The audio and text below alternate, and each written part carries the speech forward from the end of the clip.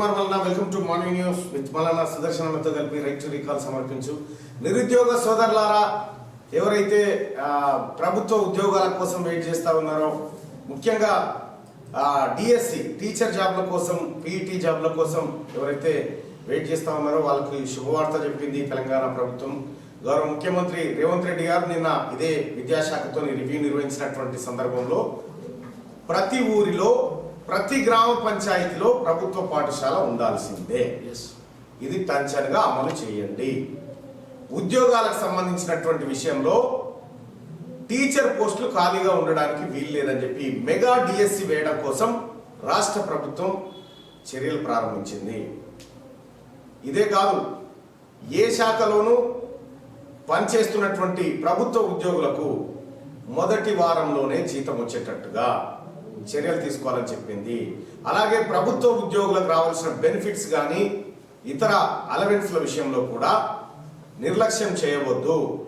ప్రభుత్వ ఉద్యోగులు వాళ్ళు ధైర్యంగా ఉంటేనే రాష్ట్ర ప్రభుత్వం ధైర్యంగా ఉంటుందనేటువంటి నిర్ణయంతో నిన్న ముఖ్యమంత్రి రేవంత్ రెడ్డి గారు ఈ అంశం పైన రివ్యూ నిర్వహించి ఇటు నిరుద్యోగులు అటు ప్రభుత్వ ఉద్యోగులతో పాటు స్విగ్గీ, ఎవరైతే స్విగ్గీ, జొమాటో ఈ డెలివరీ బాయ్స్ ఉన్నారో, ఈ డెలివరీ బాయ్స్ కోసం వాళ్ళకి అనుకోని ఘటనలు ఏమైనా జరిగితే, వాళ్ళు చేసే కార్యక్రమంలో భాగంగా డెలివరీ సమయంలో ఏదైనా అనుకోని ఘటన జరిగితే వాళ్ళకు 5 లక్షల రూపాయల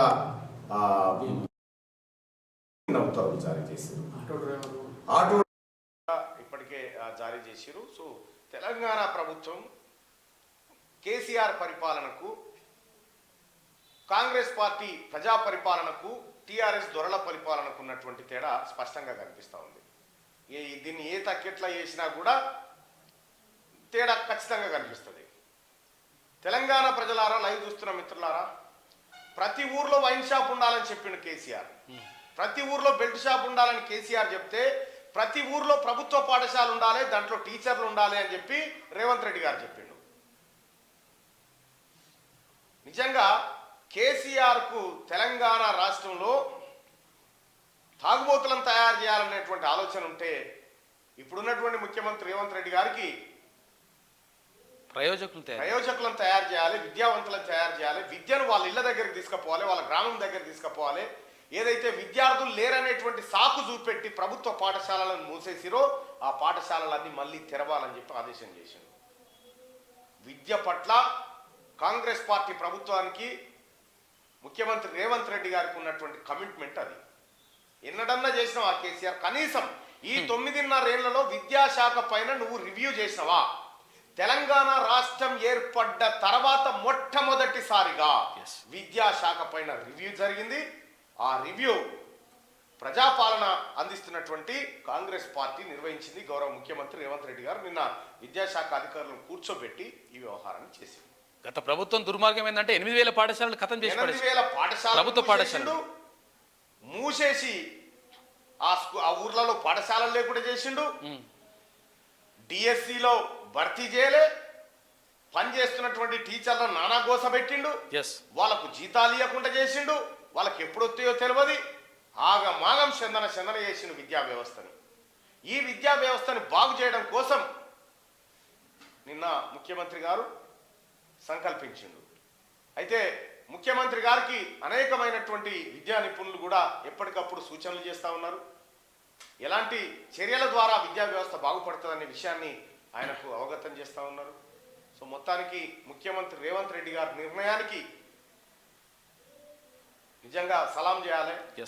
విద్యా వ్యవస్థను బాగు చేయడం అంటే రాష్ట్రాన్ని బాగు చేసుకోవడం, మానవాభివృద్ధిని బాగు చేసుకోవడం. మానవులను కేసీఆర్ పరిపాలన ఉంటే పొరగాలు ఎప్పుడు చచ్చిపోతారో తెలియదు, ఎప్పుడు చచ్చిపోతారో తెలియదు. వాళ్ళ హౌస్ కోటర్ సీసకాన్నో బీర్ సీసకాన్నో ఒడిచిపోతా ఉండే అంతే.